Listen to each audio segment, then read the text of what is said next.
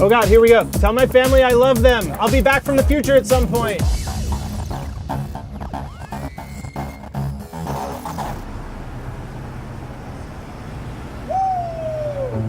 Okay, so it's day 5 of CES, and it's midnight, so that's why I'm having trouble figuring out what day it is. And we're about to head to the Las Vegas Strip because Mercedes wants to put us in the car that they think is going to be what we're all going to be riding in 2030.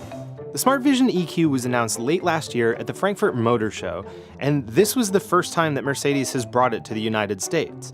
It was the kind of opportunity I didn't want to pass up, to see this weird futuristic idea from one of the world's biggest and oldest automakers. It was pretty chaotic when we got there. Mercedes had shut down a whole section of Las Vegas Boulevard, had dozens of people coordinating the whole thing, and a ton of tourists were trying to snap photos or yell questions about just what exactly they were seeing. I should be clear, this is not driving itself like it is supposed to someday. There's literally a guy with a bunch of joysticks in a bag who's going to be driving us down the strip. So let's see how this goes. So here we go, we're moving.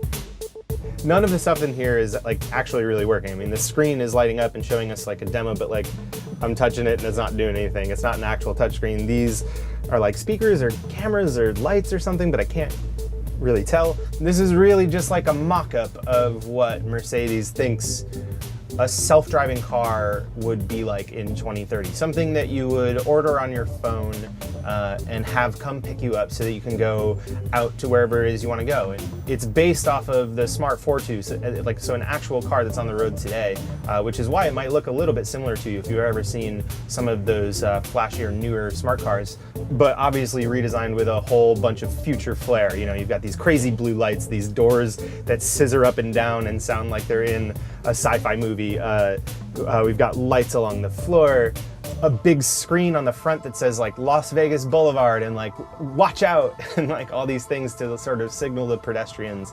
We're obviously also not going very fast, as you can see, and everybody's taking pictures. We're just crawling along the strip. We're actually headed towards a parked truck right now. Oh, all right, we're stopped. Oh, now we're moving backwards. What's really funny is like there's this giant windshield that just like stretches from the front of the dashboard all the way to the back, which is cool because like we're on the Las Vegas Strip. We can see everything that's happening. Like there's Planet Hollywood, there's the Paris. Like that's still Planet Hollywood. I never knew Planet Hollywood was so big. All of this, the see-through design, the giant screen, has to do with how Mercedes thinks we'll one day use a fully self-driving car. And while some companies imagine them as workspaces or store experiences, the Smart Vision EQ is all about turning your car into a rolling smartphone ride, with things like your favorite entertainment or social media accounts available right in the dashboard. Now, maybe that's a good idea or not. I can tell you right now, though, that the idea of my Twitter feed scrolling by on the dashboard of a self-driving car is already giving me nightmares. Oh, there's a picture of a turtle. And it's got 203 likes. It has more. The turtle from the future has more likes than my Instagram posts. So we've gone back and forth down the street a couple times now, and so here's as much as I can tell you going 12 miles an hour in a remote-controlled version of this car. I get it. Like, I get what Mercedes is really trying to do here. You know, there's no steering wheel, there's no pedals. You hail the car, you hop in, you've got your smartphone apps connected, your social media, your entertainment, and you don't have to worry. You can just take it and enjoy the view, and that all sounds great. But there's so much more work to be done to get the technology, the automotive technology ready to get self-driving cars to this level that by the time we get there, by the time we get to 2030, so much more is going to change that it's hard to say how close this really is to what we'll eventually be riding in. So it's nice that Mercedes is thinking about these things. It is sweet to see that they're willing to put this much work into making sure everybody knows that they're thinking about these things. But for right now, it's just another sort of stab in the dark at what our future of moving around looks like. So for more weird self-driving cars, electric cars, rideables, all the crazy stuff we've seen this week at CES 2018, go to youtube.com/theverge and click subscribe. And while you're at it, go to theverge.com/CES. Everything else we've done this week is there and so much more. Thanks for watching.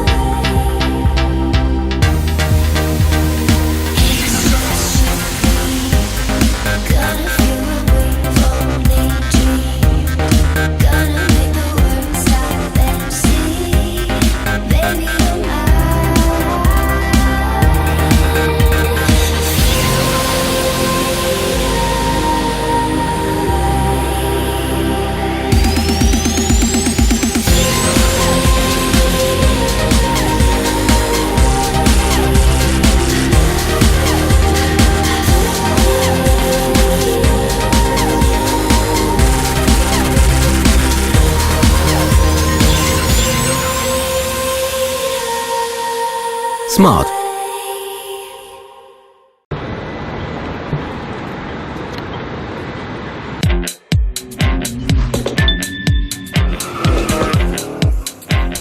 What's up guys, it's Supercar Blondie. Just before we get to the car, I have an exciting announcement. I've partnered up with EA for their new global launch of the game Need for Speed Heat. It's going to be awesome!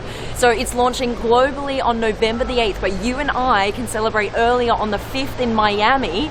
Here is what you need to do. Just download the Need for Speed Heat Studio app. The link is in the description underneath this video, so just hit that and download it straight away. It is free, you're good to go, and then start designing a wrap for the car I'm going to be driving around in Miami. How cool is that? I cannot wait to see your designs. So here it is. Here's the Studio app, and you just pick any car and you start to design the wrap. So for example, you go into paint and you can just go for it. Just be as creative as you want. And then once you're happy with your wrap, make sure you go and take a picture of it, photo, and then do you want to save? Yes.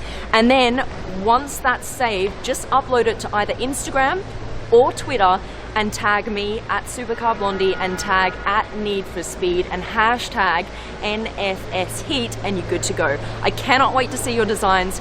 Your wrap could be on my car.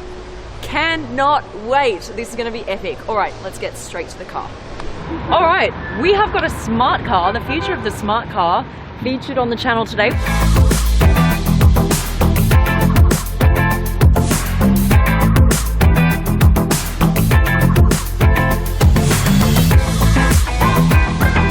Let's get straight into it. So here, this is massive screen obviously, and then what it's going to show you is my name. Hi Supercar Blondie, because this is a ride sharing car. So when you hail it, it'll put your name on the front so you know which car is yours to come and pick you up. Or for example, it will put your Facebook profile photo on the front so you know which one is coming. And then the other thing is, with this screen, you can communicate with pedestrians outside the car, because of course when you're driving and you stop at a pedestrian crossing, you usually with your face indicate whether or not they can cross, right? You just give them a off you go.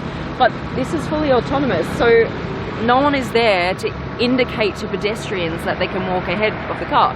Here, this winks at you. It's an eye. You see that?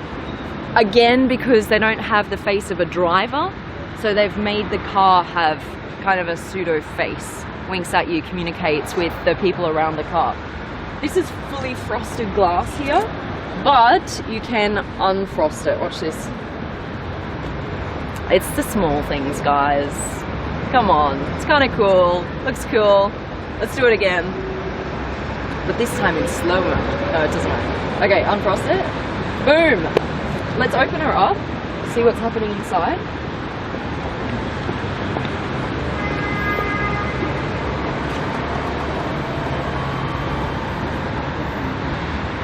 Now, because it's a ride-sharing car, I think they've thought of something pretty cool here. It's hand sanitizer, right? So when you're getting in, you can sanitize your hands. When you're getting out, sanitize, because of course you've got different people in the car all the time. They're thinking of the small things, which I think is quite neat.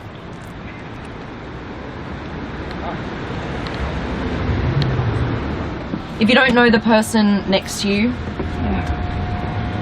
then this can just come out and separate the two of you. But if you know who you're sharing with, this can go back down again. Jump on in. Make sure to sanitize your hands, yeah? Okay, let's go for a drive. I'm not driving, it's gonna drive me.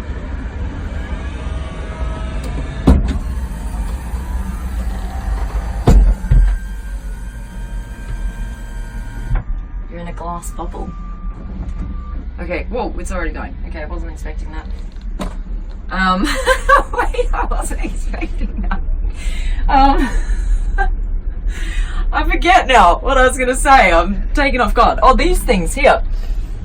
These can project movies onto the door or whatever you'd like to watch. So this one projects to this door. Watch something as you drive. This one projects onto this door. Okay, it's gonna frost you. Oh, there you go. So now you can project what you want onto this door here. This whole screen actually interacts with you and your passenger. So what it does is it connects to your mobile phone and it recognizes what interests you have in common, and it will only play, for example, the music that you both have on your phones. So you're not annoyed by a stranger's music because you're sharing. Not everyone wants to be getting around in an autonomous car, but the reality is there are millions of people already using ride-sharing apps and ride-sharing cars. There's a big market for this in future.